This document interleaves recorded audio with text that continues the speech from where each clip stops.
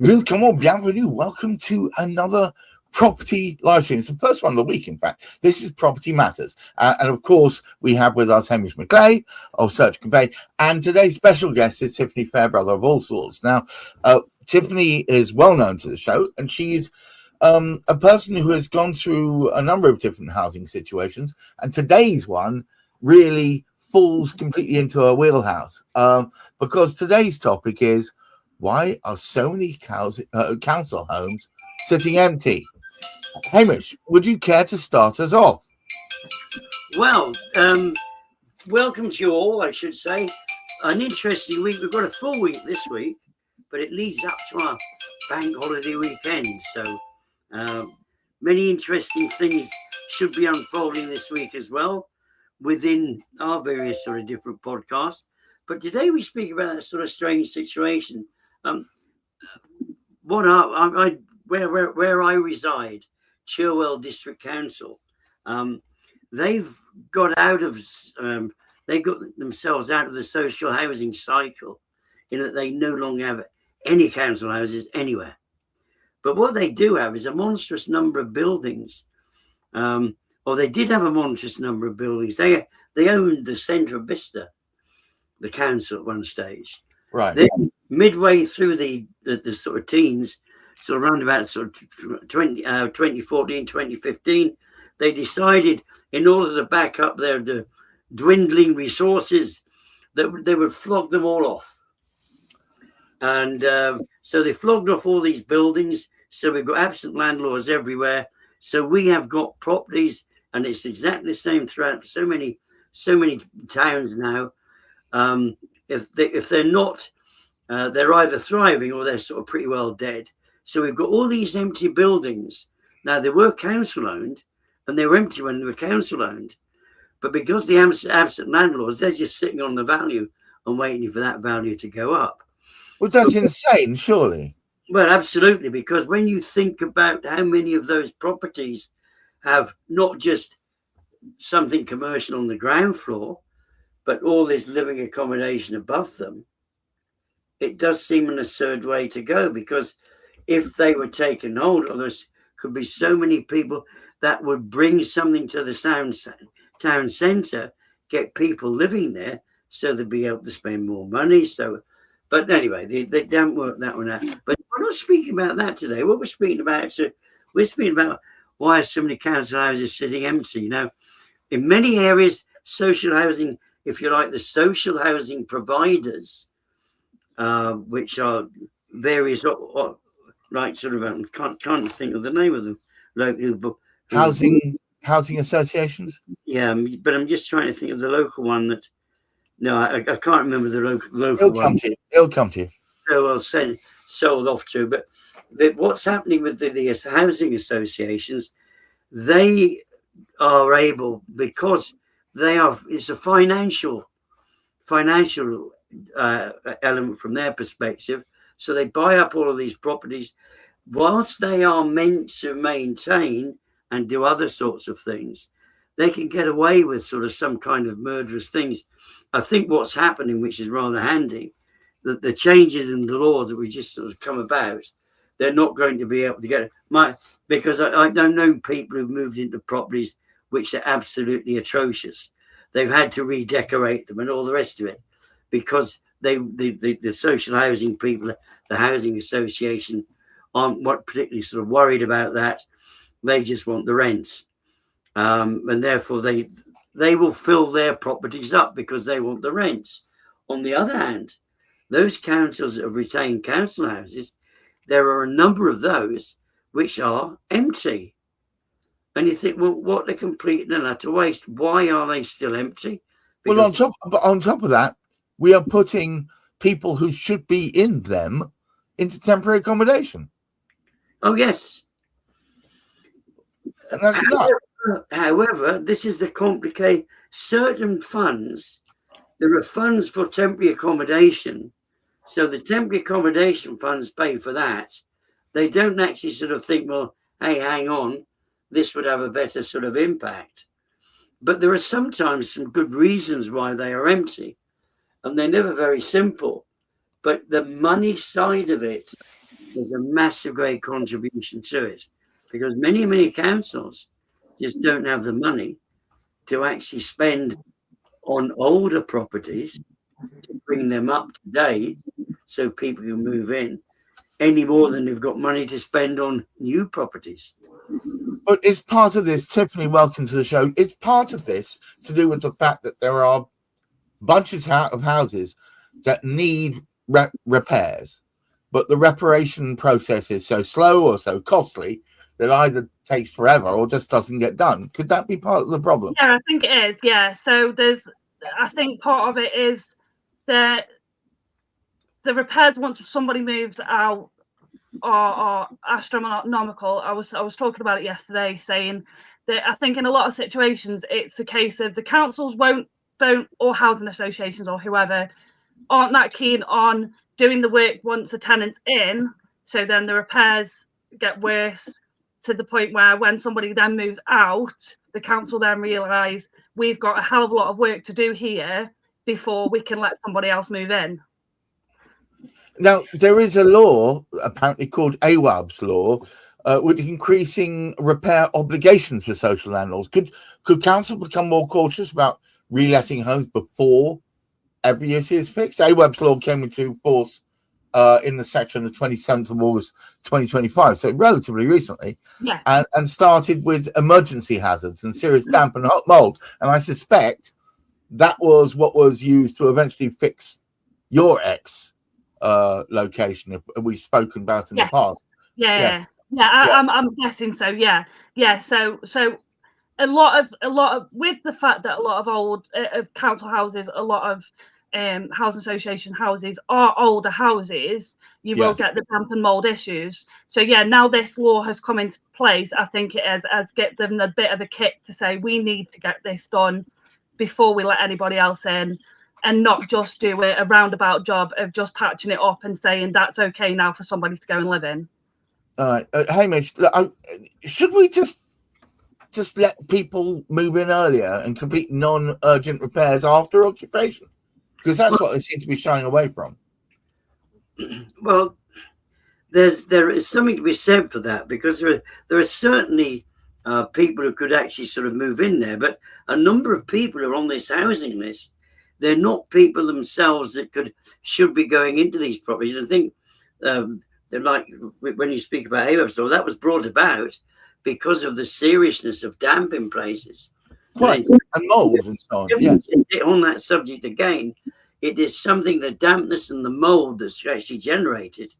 I mean, as we were looking at a couple of weeks ago that Tiff brought to light, one of the unbelievable, because I mean, Tiff had I can't remember her name now, but when she actually sort of came on and explained the state of that particular sort of property, and basically they were pushed in before all these things have been done. But what we have to remember, and this is one of the sad aspects, that some people, I don't know whether the change in law will will actually continue, but some people have taken on board something just to get in. Like Tiffany's sort of colleague there, she moved in because, crikey, I have to move. I have to have something. So right. This. But what will happen in that particular sort of case, as Tiffany actually pointed out at this time, when she moved out, all of I think she has moved out. Has she moved out, Tiffany? Yeah, she's moved out, yeah. When you think of the reparation that will be required to meet the current level of standards, that property will have been empty for a good time period to get all of that done. So there's two ways of looking at it. If you've got children, you don't want dampness, you don't want mold, you don't want any of these particular sort of things which can actually still be attracted. So there is a measure, but unfortunately, with the way the sort of legalities are, it's almost back to the same thing. You bring in too much regulation, you actually cause bigger problems than were there in the first place.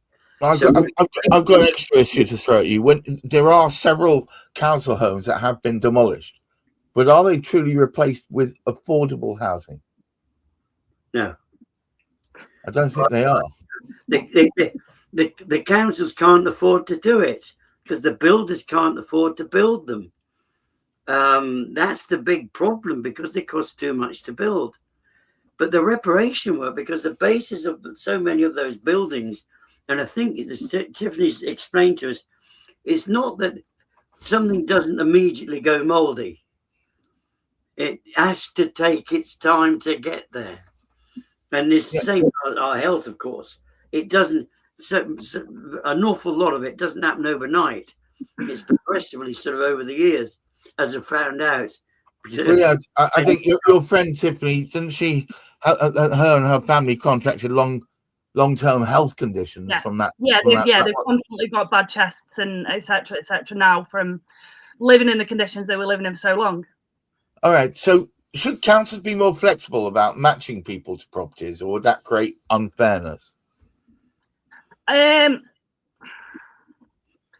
think it would create unfairness. No, it's fine. I think it would create unfairness. I think they just have to be more, they need to realise more that it would be better to keep up with the upkeep of properties rather than the end of how property looks at the end of a tenancy. Yes, because it's better to fix it during the process rather than wait till it's all gotten so bad. Yeah. Right. All right. So are councils being asked to maintain aging housing stock without actually any money to do it? Yeah, absolutely. And this has been, I think this has been mentioned on one of the podcasts a couple of months ago. Yes. That we had a situation on my estate of a property a couple of doors down from us that was unoccupied for about 5 years due to subsidence. So the council did, when the previous tenant moved out, the council came and assessed it because the previous tenant had moved out because of the subsidence. The cracks in the property were just getting too bad. So that tenant had moved out because of the subsidence and the cracks in the house. Council came out, said this will potentially need underpinning. We can't afford to underpin it. So I think at that point then they looked at selling it. But what they did in the end was they surveyed it, kept an eye on it. Once they'd looked at it once, they then left it for 12 months, came back, said, this hasn't moved in the last 12 months. We'll rent it out. Goodness. Right. Well, who should pay to fix voids and problems? Local councils, central government, housing association, maybe even developers? What do you think, Hamish? Who should pay? Well, it's relative to who actually is the owner of that particular property. The laws have changed, and I don't know anything about the laws. It's sort of outside my sort of knowledge. I mean, Tiff knows more of what goes on in the sort of, because she's more involved with what's going out there, sort of in the field, sort of, so to speak. But it's a combination of an awful lot of things. People the social housing people, they are in it for the money, and providing they're getting their rents, they're not too sort of fussed about it. They will go in and change things over. I mean, it sort of seems odd to me because I live in a 70-detached property, and the property next door, an absolute fortune's been spent on that over the years, mainly because of the demands of the sort of client people that have actually sort of moved in there. But the social housing people seem to be maintaining that one because the owner of the property, when I say the owner, the resident, the matriarch of she knows her way through all the channels. So she knows what strings to pull to actually sort of get things to actually sort of work for her. A lot of individuals don't know that. So what will actually happen in many of those places, they'll move somewhere, they'll notify the landlord, and it could be within social housing. Social housing might be a little bit more inclined to do it. When I say housing association houses are more inclined to actually carry out a bit of ongoing maintenance. But when you think about it, see, one of my particular sort of team, the property she lived into, and I think I might have mentioned this, the back door became distorted; it couldn't lock. Now she's a single lady; she couldn't lock her door overnight. That's not ideal. Things against the door. She could not lock the door when she left the property during the course of the day. It was considered an emergency, and it took 3 months for them to fix it. Good Lord. That is social housing for you, or housing association housing for you. I mean, so that's sort of quite appalling. And that was a simple task that they could have actually sort of done something about. I've got to ask you a question, Hamish. We talk about a housing crisis, right? But it seems meaningless when we know that there are houses sitting vacant. It's a meaningless phrase. It's not a crisis. It's lack of allocation, right? I wish it was as simple as that. What we do have is a combination of both. If we had more, I don't know whether it needs to come from central government, but they haven't got the money either. Where is the money to come from? But it's one of those particular sort of type of things. If there were residents in those properties, the council would be getting more money would be getting spent. There'd be more interest in shops and things like that developing in high streets, and therefore the business rates, they would be getting the business rates paid, because of course they screwed up by increasing the business rates. And what happens when you increase business rates? The number of businesses go down. What happens to your income level? It goes down as well. And they haven't looked at it from that particular perspective. So the responsibility of a landlord, the thing is, the majority of landlords are responsible outside of housing association, outside of council. Well, that's a bit unfair, I suppose, in a way. But I need to draw a brush somehow or other. But the general landlord is going to maintain that particular property because he maintains a good relationship with his clients. Unfortunately, within the social housing sort of framework, whether it be housing association or council housing, it doesn't necessarily work on the same basis, and rarely does. Housing association want the rent. If you keep paying the rent, they'll just let you sort of let the house rot in a way. But the other aspect is the councils are desperately short. And I don't know when it was like sort of Tiff was sort of saying about where you used to live or where you currently live. You're on top of the mines or something. Oh, here. Yeah, here.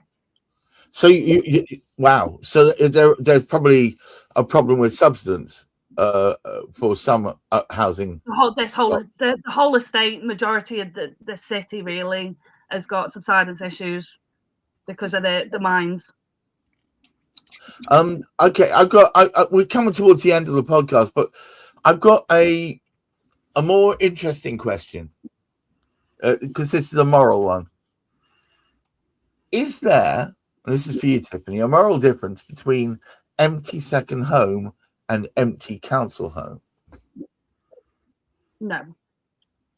So it is not morally right if you've got an empty second home that you don't at least attempt to fill it with people who are desperately looking for somewhere to live.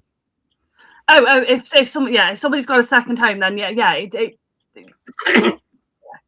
it goes without question. If somebody needs a home, somebody needs a home. Hamish, what are your thoughts? Well, on that particular, it's a little bit difficult to ascertain because very often people are entitled to do what they wish to do reasonably. And we're not speaking about entitled people.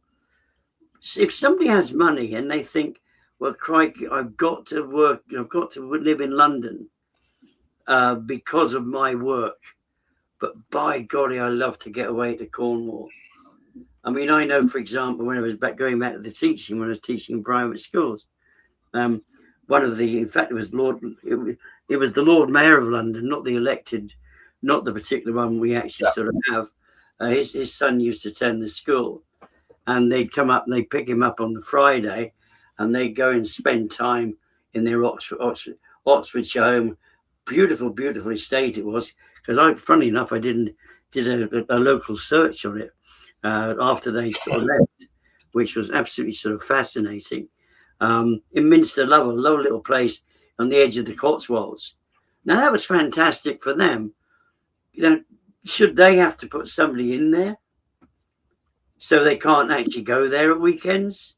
And it's such an interesting question. I know my left wing friends will be chomping at the bit on this one. You know, property is theft, etc., and all that. And then my right wing friends say we can buy whatever you want, have as many homes as you want. And I think there's got to be a line, because I know a lot of let's not give them a nationality. Foreign nationals perhaps buy properties in London, for instance, perfectly, you know, in Camberwell and Shoreditch or whatever, and then leave them empty as investment properties. Yes. And I think that's they're not second homes, though, are they? no. I think we need to put this. If this is a second home, it can be a home. You know, it's you know. As long as you're using it regularly, yes. Absolutely, and you can use it all the rest of it. But the sort of going back to it, there is a difference. There is a moral but it's not so much a moral difference, because we would like to be able to make a moral decision, and people will make moral assumptions based on fact and say, and I mean, I don't know, but Tiffany would probably agree with this. But if the council hasn't got the money, the council hasn't got the money. But it's down to planning. They just haven't planned it for a period of time.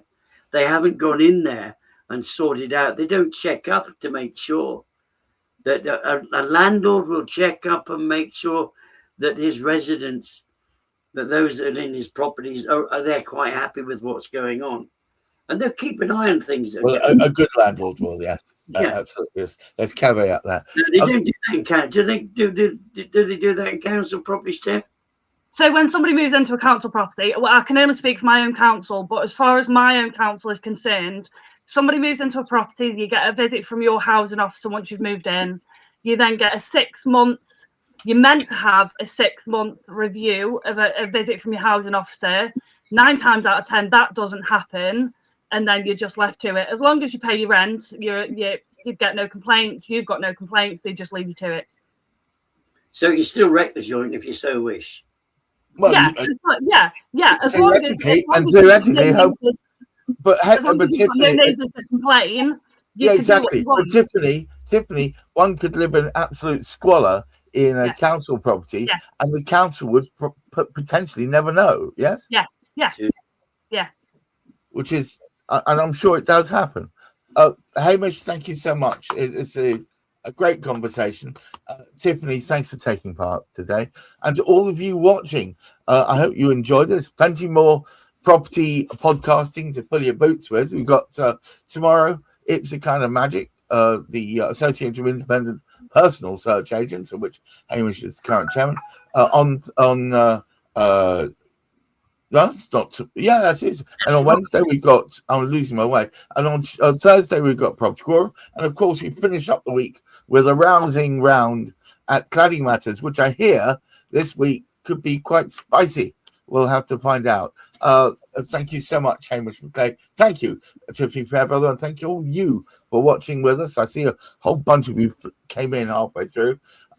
Please do check out if you want to find out previous ones. All you have to go is on YouTube and look up Spilling the Proper Tea. There's lots in there for you to get your teeth into. Until next time I see you, please keep your feet on the ground, keep reaching for the stars, and of course, look after your mental health. Bye-bye now.